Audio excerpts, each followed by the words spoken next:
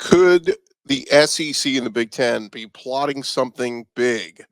Locked On SEC starts right now. You are Locked On SEC, your daily podcast on the Southeastern Conference, part of the Locked On Podcast Network, your team every day.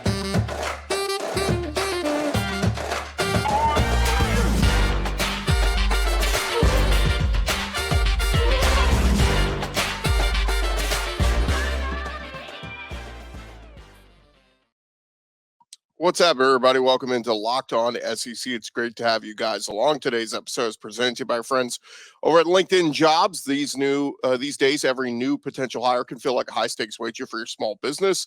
LinkedIn Jobs can help you find the right people for your team faster and for free. Go post your job for free at linkedin.com/LockedOnCollege. Terms and conditions apply. I'm Chris Gordy. Thanks for making Locked On SEC your first listen every day. Shout out to everydayers. We're free and available wherever you get your podcasts and on YouTube, part of the Locked On Podcast Network, covering your team every day. We got plenty to discuss. We were without you the last couple of days, so let's jump into it. Let's go around the conference. Boots out to the right. Takes the handoff.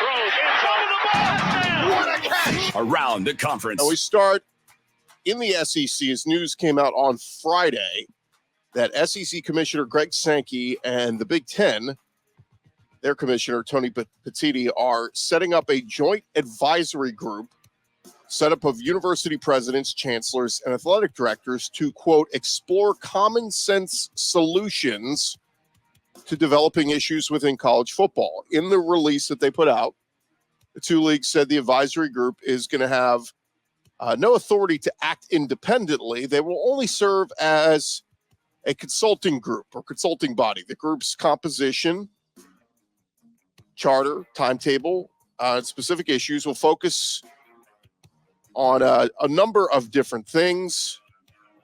And to me, this is loud and clear. The world of college football is changing, and the NCAA needs to adapt or die, as we saw.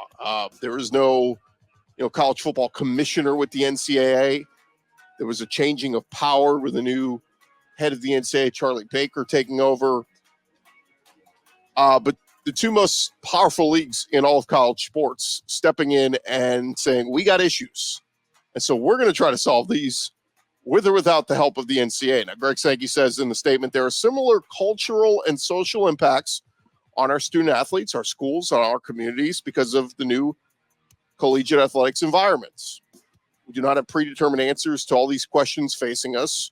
We do not expect to agree on everything, but enhancing interaction between our two conferences, the SEC and Big Ten, will help to focus efforts on common sense solutions. Now, Ross Dellinger over at Yahoo Sports says the Joint Advisory Board is going to be tasked with finding solutions to ongoing antitrust lawsuits, disagreements over the NCAA's new governance model, and athlete movement and NIL rights. I'll get it right, that have led to inducements, tampering charges, and, of course, the contention with the NCAA. Both ADs or both heads of the conferences saying that Yahoo Sports, or telling Yahoo Sports, the creation of this board does not signal a move to break away from the NCAA. Greg Sankey telling Yahoo, from our perspective, we have a lot that is linked to the NCAA. We want to see a healthy national organization. I think that's very much a need. We're going to have conversations about what might be a path forward or what that might mean for college sports. Greg Sankey's been very outspoken about leadership atop the NCAA. And obviously, he's asked this, I think, over the summer. He said, we're going to give the new commissioner a chance or new head of the NCAA. And, before we start talking about anything else outside of that. But look, we're seeing a changing landscape of college football. We're seeing head coaches jump ship to head to the NFL. We just saw Jim Harbaugh just won the college championship and then jump ship, leaves Michigan for the Los Angeles Chargers. We just saw Boston College head coach Jeff Hafley jump to go be a defensive coordinator for the Green Bay Packers. There are reports that Chip Kelly may jump ship from UCLA to head to the NFL. But again, Greg Sankey saying they're looking for a common sense solution that will lead to a much brighter horizon in college athletics. Petitti said, we thought in the Big Ten that coming together this way with the SEC to share ideas was the fastest and best way to increase the pace of what we are doing. Look, read between the lines here. There are issues, there are problems abound, and Greg Sankey's not sitting on his hands saying, yeah, we're just going to let the NCAA come in here and dictate how we operate and how we do things. Now, if you were paying attention on Friday, before all this happened, Tennessee Athletic Director Danny White released a statement regarding the NCAA's current investigation into the Vol football program. Danny White said in a direct response to the statement put out by the NCAA, basically saying the NCAA leaked information to the media and said that their investigators, quote, moved the goalposts on the investigation that they were doing. White went on to say, we need to be spending our time and energy on solutions to better organize college athletics in the NIL era, something that NCAA leadership failed to do back in 2021. He said, student athletes, prospective student athletes, coaches, and administrators across the country deserve better, and I refuse to allow the NCAA to irrationally use Tennessee as an example for their own agenda. So going to be fascinating to see what happens here, but the bigger issue at hand, look, the Big Ten and the SEC coming together, they're going to try to address these issues, hopefully with the cooperation of the NCAA, but the writing is on the wall here. If the NCAA doesn't wisen up and, work with these conferences and work with schools and be a little bit more proactive instead of reactive, the Big Ten and the SEC are going to say, we don't need you, NCAA. We're going to break away. We're going to do our own thing. We'll all play each other in our respective sports, and we'll just be two power conferences that come together and crown a champion. And the NCAA will, be left holding, the rest of the college football world in their hands going, what just happened here? One other domino to fall, Florida continuing to make some moves in the wake of the Jaden Rashada NIL investigation that's still going underway with the NCAA. Their NIL director, Marcus Castro Walker, no longer listed in the staff directory, and a school spokesman said he is not currently employed by the athletic department. So, again, you got the senator at NIL. As Mr. White said earlier, Danny White on Friday said, basically, if you guys do this, like it's what we said last week, you're going to start to find dirt on every school. And so then are you going to start to punish every school that didn't do things by the letter of the law, how you thought they were supposed to do them in the world of NIL? It's a dangerous road to go down. So we'll see what happens here. But frankly, this is if you're a college football traditionalist, you should be a little nervous because the landscape of college sports, college athletics, college football as we know it could be very, very different in the next 3 to 5 years. And again, I hope the NCAA at least hears people out and starts to think, like they said, in more of a common sense way, instead of going, oh, letter of the law says you didn't do this right, so we got to come down on you. And here's a postseason ban and all this. Everybody's going, dude, this isn't 1989. Like, get with the times, NCAA. All right, a few other things as we roll on. The Senior Bowl was over the weekend. Spencer Rattler delivered a very nice performance in the Reese Senior Bowl on Saturday. He was already named the top quarterback of the American team in a vote from his defensive teammates. Threw a touchdown pass to Marcus Rosemead Saint from Georgia on their opening drive. And at the end of the day, Spencer Rattler, 4 for 4, 65 yards and a touchdown. So a nice cap to the week for the former South Carolina quarterback, who a lot of people said impressed scouts throughout the week and could use that Senior Bowl performance to springboard up into higher draft conversations. So congrats to Spencer Rattler there. Also, some other guys standing out throughout the week. We had Georgia wide receiver Ladd McConkey and defensive back Javon Bullard. Both looked really good. McConkey was named the top wide receiver on the American team. Bullard was named the best defensive back on the team. Also, former Vol quarterback Joe Milton completed 9 of 13 passes. Did throw 2 interceptions in the game, however. And then the former Missouri running back Cody Schrader caught 5 passes for 54 yards, which was a game high. His performance, very impressive in catching the ball, because a lot of people, I guess scouts didn't know he could do that. He didn't do a ton of pass catching at Missouri, was more that hard-nosed runner But impressive day from Cody Schrader. And look, there were a ton of SEC guys all over the field at the Senior Bowl. We were able to catch up with some of them. We'll have some of those interviews for you throughout the week. Mizzou's Darius Robinson, he was named overall practice player of the week. That came from Jim Nagy from the Senior Bowl. And Matt Miller over at ESPN seems to think that Darius Robinson has been one of the biggest risers. He has him projected as a first-round talent. Again, NFL draft still a couple months away, but it was a great week of the Senior Bowl. And again, we will have some of those interviews. We caught up with some of the players and also caught up with Kalen DeBoer. Now, it was a group media session. This wasn't like a one-on-one we had with Kalen DeBoer, but I was able to ask him kind of a question about how quickly his system guys can adjust to it in coming into a new school, new program, and all that. So we'll have that for you coming up in the third segment of today's show. You'll hear from Alabama head coach Kalen DeBoer, but we still got more news and notes to go on around the conference. So all that's coming your way next right here on Locked On SEC. Thank you guys for making us your first listen every day. First, I want to remind you guys this episode presented to you by our friends over at LinkedIn Jobs. When you are hiring for your small business, you want to find quality professionals that are right for the role that you're looking for. That's why you got to go check out LinkedIn Jobs. They have all the tools to help you find the right professionals for your team faster and for free. It is not just another job board. They have a vast network of more than 1 billion professionals, which makes it the best place to hire. Gives you access to professionals you can't find anywhere else. LinkedIn Jobs does all that while making the process very easy for you. Hiring is easy when you have that many qualified candidates. 86% of small businesses get a qualified candidate within 24 hours. LinkedIn is constantly finding ways to make the process easier for you. And 2.5 million small businesses are now using LinkedIn for hiring. Go post your job for free at linkedin.com/lockedoncollege. That's linkedin.com/lockedoncollege. Go post your job for free. Terms and conditions apply.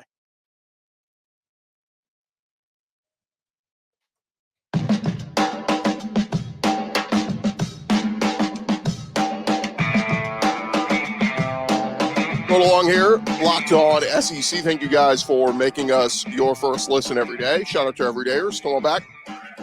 Tomorrow on the show and throughout this week, we'll have some player interviews with some of the SEC guys we caught up at the Senior Bowl just a couple of days ago. All right, we got to dive back into it. We got more tidbits going on around the conference. So let's start over at Alabama as reports came out late last week that Ryan Grubb, their new of course, offense coordinator coming over from Washington following Kalen DeBoer.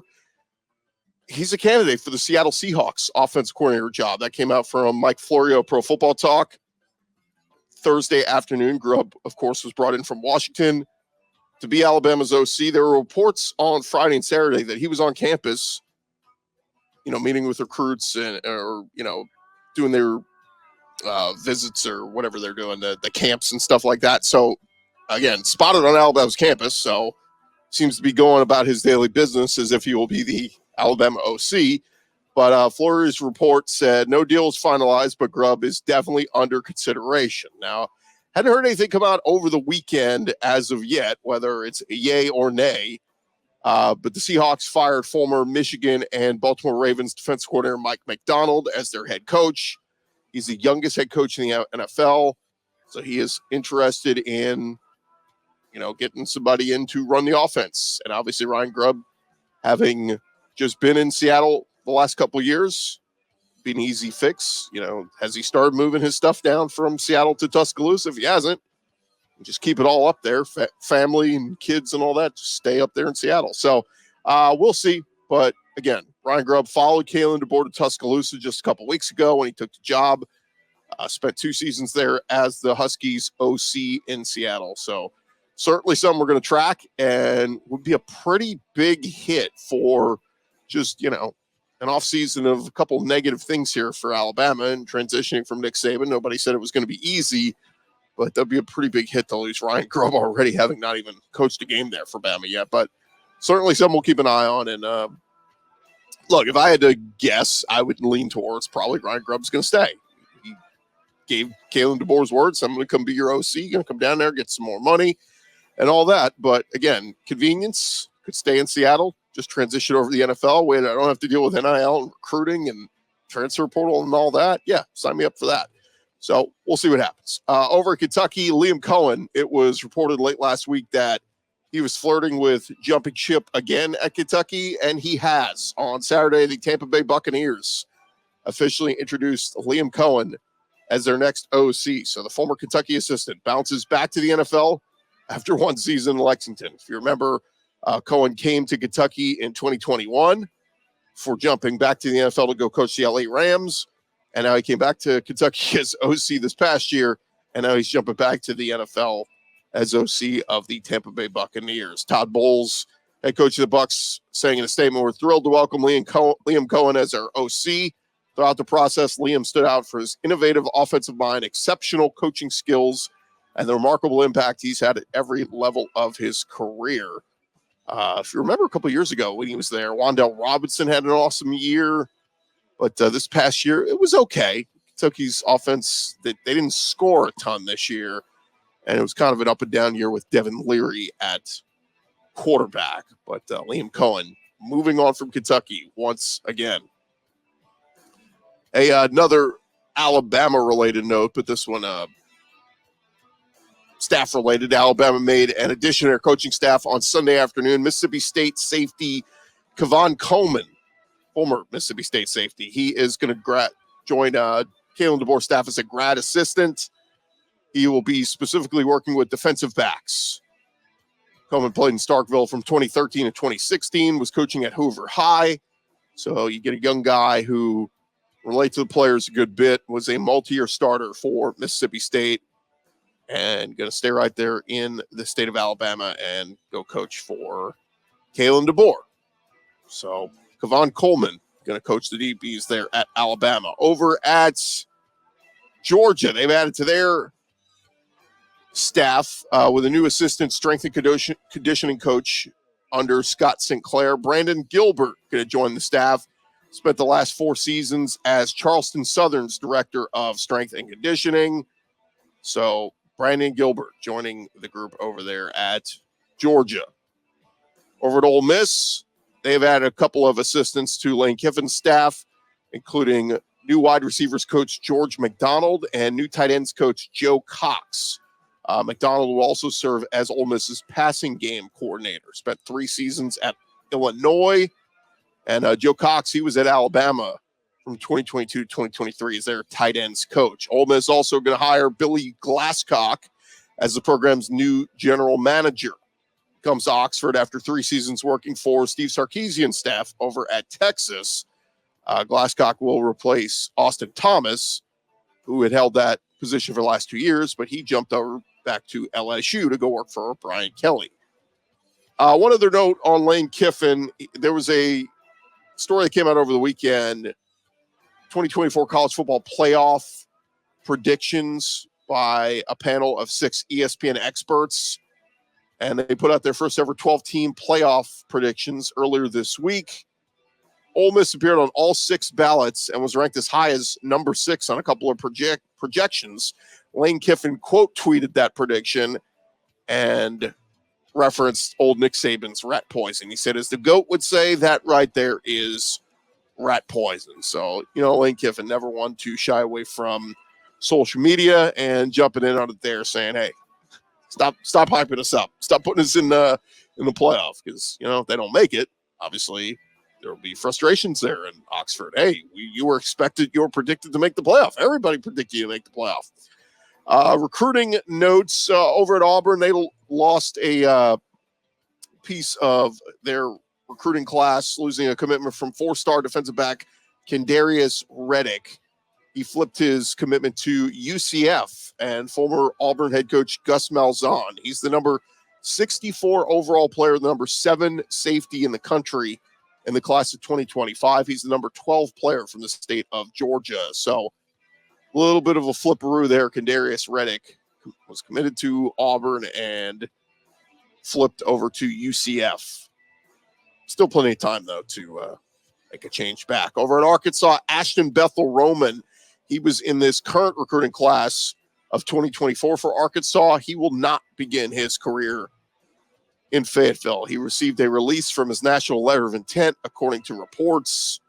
Former Arkansas receivers coach Kenny Guyton had led Bethel Roman's recruitment, but he left this offseason for a job at Wisconsin.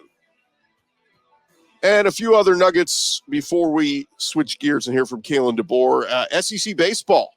2 additional teams going to be coming to the SEC in 2025. The league announced there will be a change to the SEC tournament format. The SEC tournament in Hoover will have all 16 teams in a single elimination format. Tournament currently operates single elimination in round 1, then double elimination after that. So there will be no more double elimination after this year when Texas and Oklahoma both get into the conference. And the NCAA released some findings from the Brad Bohannon betting scandal over that Alabama. And basically, according to the NCAA, Bohannon informed a friend that their expected starting pitcher against LSU was not going to be able to pitch due to an injury. And that information was relayed. That man went and bet a ton of money on Alabama to lose and tried to place $100,000 bet. They took less than that. I think it was like $15,000. But Brad Bohannon officially getting from the NCAA a 15-year show cause. If he's hired by another college program during this period, he will receive automatically a 5-year suspension. So Brad Bohannon's days of being a head coach in college baseball are done. You likely no team going to take that gamble. All right. Thank you guys for making Locked On SEC your first listen every day. Still more to come. You will hear from Alabama head coach Kalen DeBoer coming up next here on Locked On SEC, part of the Locked On Podcast Network, covering your team every day. All right, I want to remind you guys that this episode presented to you by our friends over at FanDuel. Look, it is Super Bowl week. Happy Super Bowl week to all those who celebrate with FanDuel. They are America's #1 sports book. And if you're like me, Super Bowl Sunday is all about scoring the best seat on the couch, grabbing your favorite foods, and placing some Super Bowl bets. You need to go check them out right now. They got the current line up there at FanDuel between the Chiefs and the 49ers, and they got plenty of prop bets. Which player will score a touchdown? How many points will be scored? So on and so forth. They got it all up there for you. And reminder, new customers, join today, and you will get $200 in bonus bets if your first bet of $5 or more wins. Visit FanDuel.com/lockedon to sign up. That's FanDuel.com/lockedon. Again, the Chiefs and Niners, some money coming more on the Chiefs, so that line's still sitting. It was at 2.5, kind of moving to around 1.5 over there at FanDuel. So go check them out, FanDuel.com. Make every moment more with FanDuel, the official sportsbook partner of the NFL.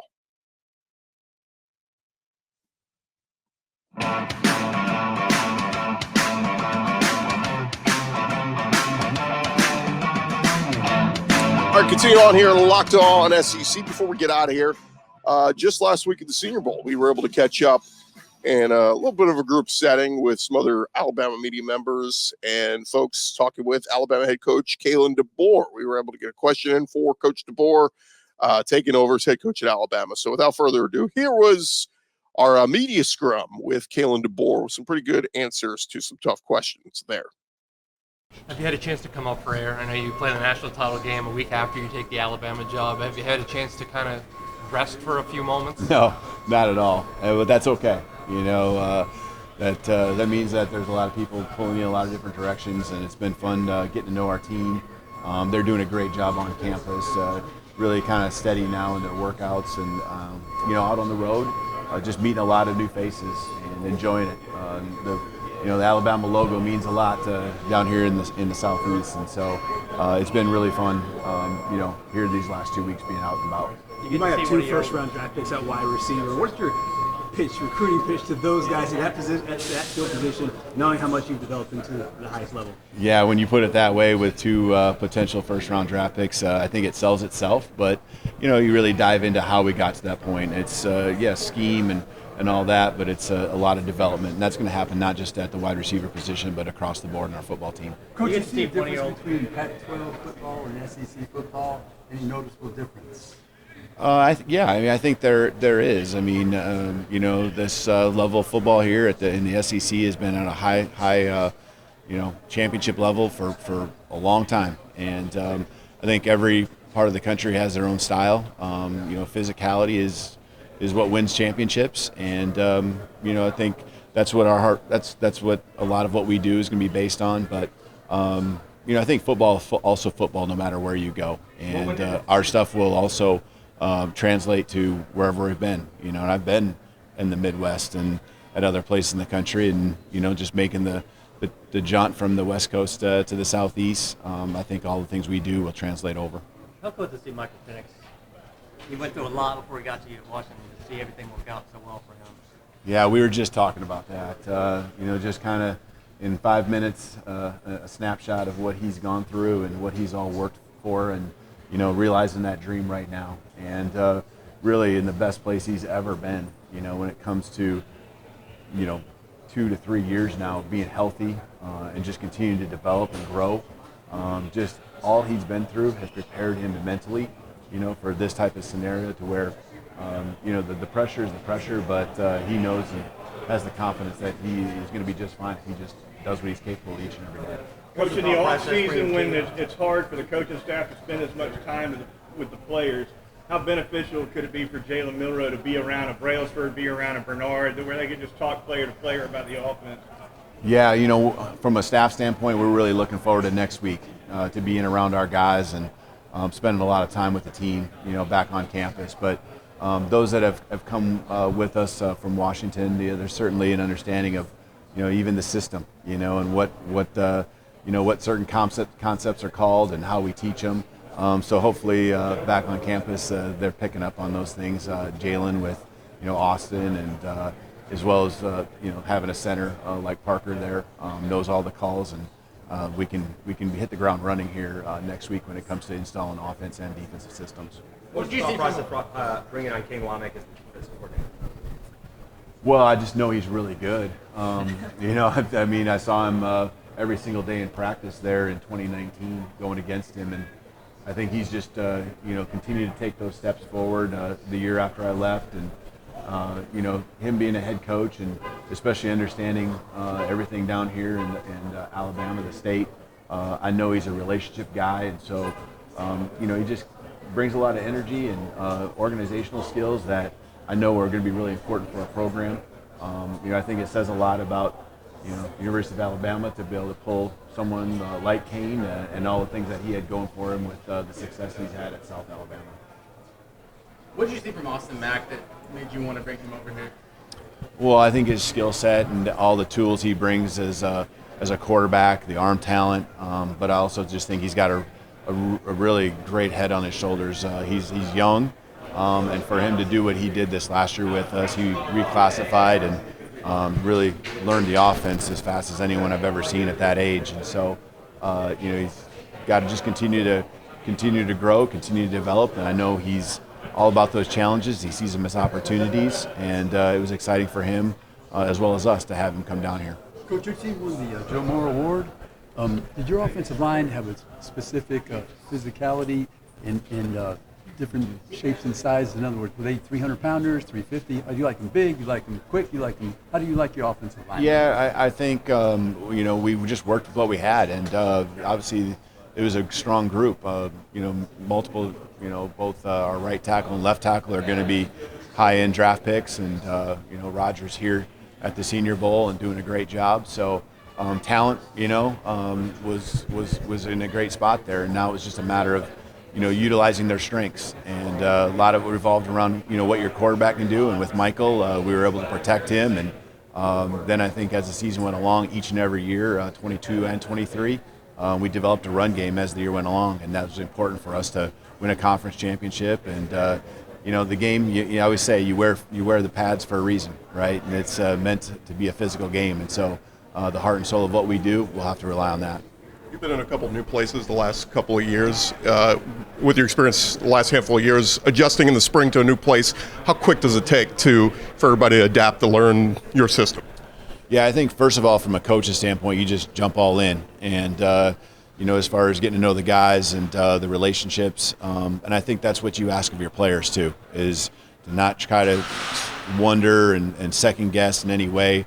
And if they embrace what we are going to bring to them, we can make these strides very quickly in the weeks and months ahead throughout spring ball. Coach, from the time you got the job, what's the roster management been like in terms of guys on the roster and recruiting and future recruiting classes? I think just with our own roster management, it's really, I think we've done a pretty good job. I know initially when the uncertainty was there and Coach Saban retiring, we lost some guys, and there were some guys that were gone even before that, but maybe it's just a handful since then. And so, I feel really good about where the kind of the mindset of the team is at, and they're into workouts and wanting to uphold the standard, and can't wait to get I know they can't wait to get what our systems are, the playbooks and all of that. So I think it's just a really good spot. And obviously we got to, work for the 25 class while we're also making sure that the guys in the 24 are still with us if they're on campus or even not with us until this summer. So I think we're in a really good spot. There's some spots that we continue to look for as far as filling in some gaps, and our staff is all hands on deck for those to work towards that goal. Coach, what was it about Coach Gillespie and Coach Roach that appealed to you as guys to retain? I think first of all you listen to what the people around the program have to say, and in regards to their relationships with the players, how strong their position groups were, who they were as people, as well as what their impact has been, in the recruiting. And man, these guys have been amazing. They helped us keep the team together, I think, through some tough times, even before I was hired. I think they had a huge impact on that. And then once I got here, just locking arms with them and trusting them, just like I asked the guys to be all in on me, I was all in on them, and they've been that way as well. And they've allowed us to hit the ground running, here these last 2 weeks on the recruiting trail, and I can see very clearly that we've made some really good decisions on keeping them here with us at Alabama. Thank you, guys. Thank you, guys. Thanks. All right, that again, Kalen DeBoer, Alabama head coach. You guys want to keep it locked here to Locked On SEC throughout the week. We're going to have some great interviews with some former SEC players who were up there at the Senior Bowl. Chris Braswell had a one-on-one with him from Alabama. Darius Robinson, the Mizzou D lineman, Ricky Pearsall, the former Florida wide receiver. All those conversations coming your way this week on Locked On SEC. You do not want to miss it. Keep it locked right here. I'm Chris Gordy. Thank you for making Locked On SEC your first listen every day. Come on back tomorrow and join us. And hey, for your second listen, go check out Locked On has launched the first ever national sports 24/7 streaming channel on YouTube, Locked On Sports Today. Search that on YouTube. It is streaming there for you 24/7. Get all the latest news around all the sporting world. I'm Chris Gordy. This has been Locked On SEC. We will talk to you guys tomorrow.